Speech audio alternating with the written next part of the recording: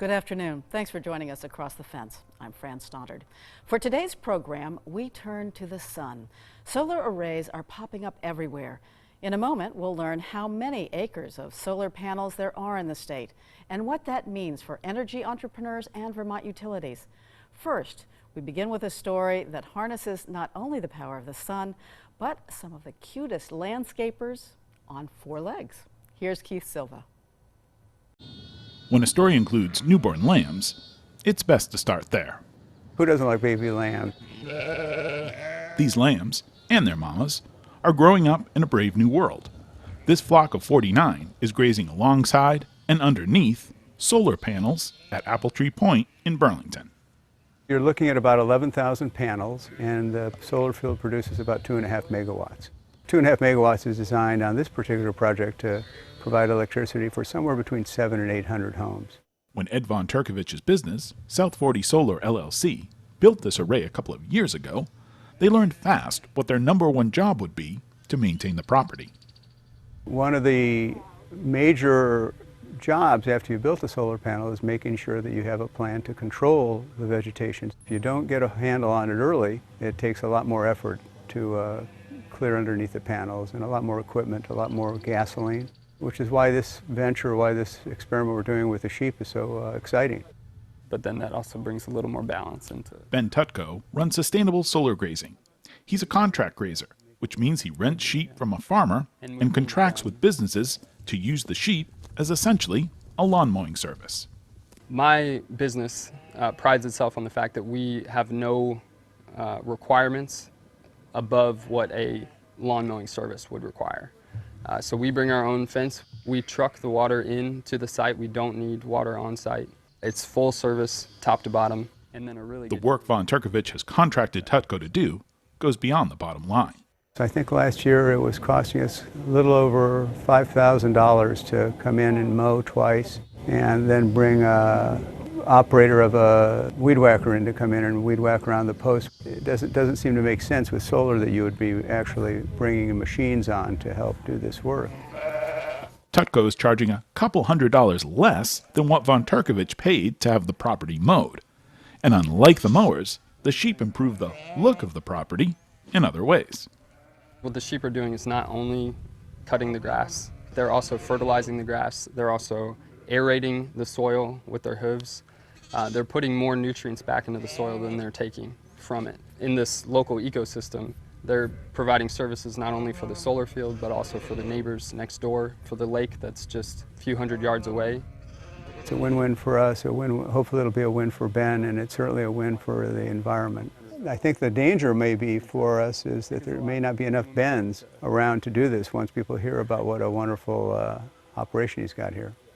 Tutko was working on farms in the area before he hit on this idea to work as a contract grazer.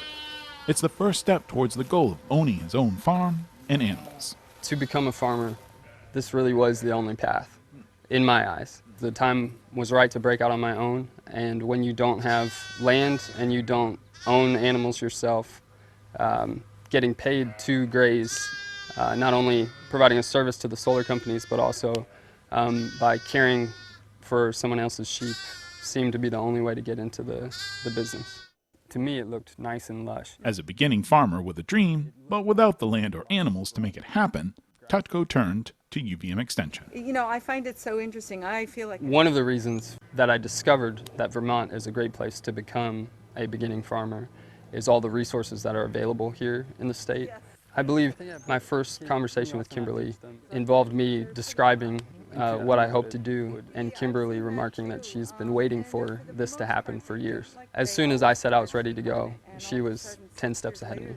UVM Extension has played an integral role of getting this business off the ground and out into the field. there's so many different species of sedges. Kimberly Hagan is a grazing specialist with UVM's Center for Sustainable Agriculture. She's been trying to connect public and private landowners with shepherds on a project like this for some time. It's been at least a good 5-6 year effort. It's a new concept, and like anything that's new, it takes a little while for people to get familiar with it and comfortable. We have solar arrays here. They're here to stay. These are semi-permanent setups. And a lot of it is on prime ag land. So how do we make it work for ag? The quality of the grasses here wouldn't suit other grazers like cows. As for goats, they like to jump, and they'll chew on anything, like wires. Sheep, on the other hand, have more discriminating tastes. The great thing about sheep is they like a mixed smorgasbord. They love a tossed salad, so to speak, you know.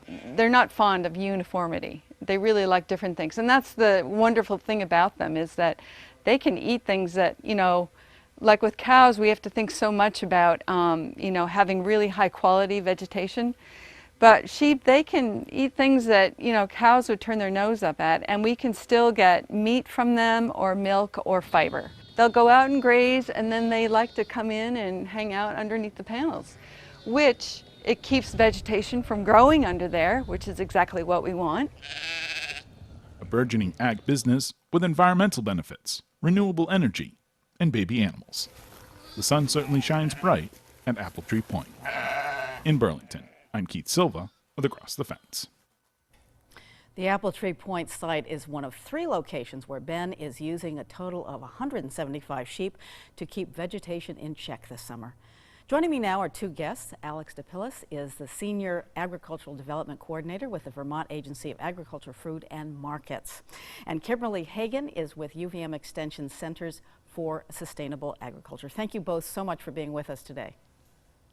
Yeah, it's great to be here. Yep. So, Alex, let's start by talking about how many solar arrays there are in Vermont and what that could mean for a grazing operation like Ben's.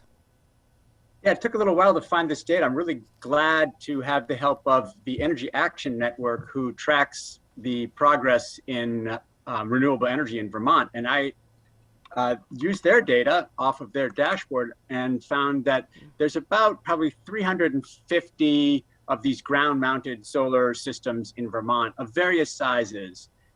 There's actually the most acres of all are in the fewest systems. So there's about 40 systems that are in the 15 acre and up size. That accounts for maybe 900 acres of these.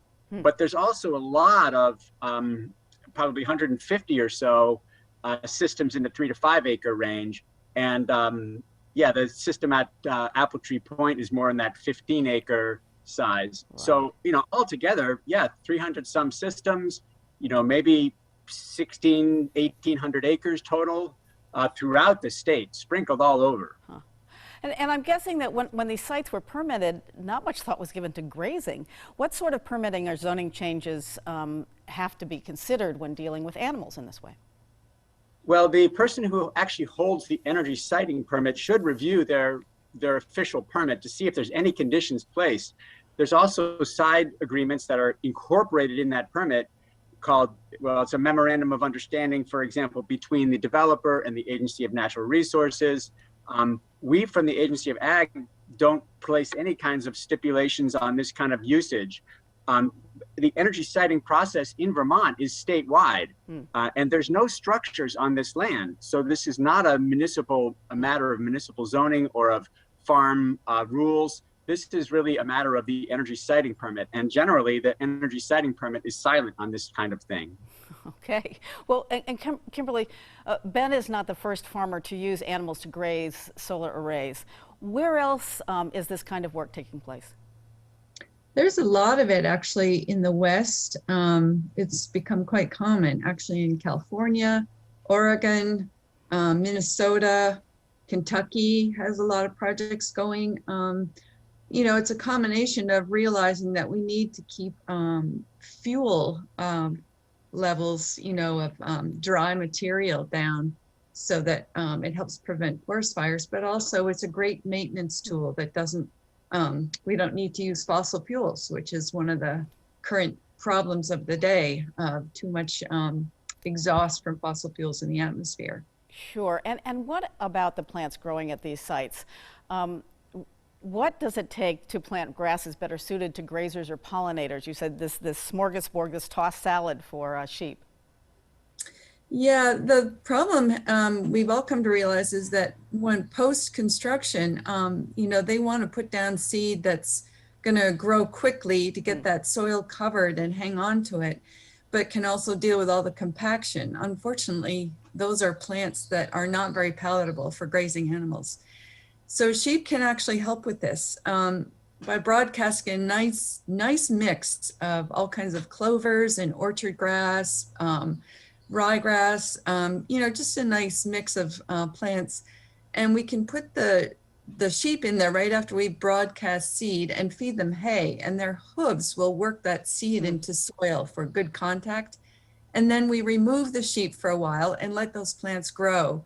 And eventually that becomes great, forage for grazing animals.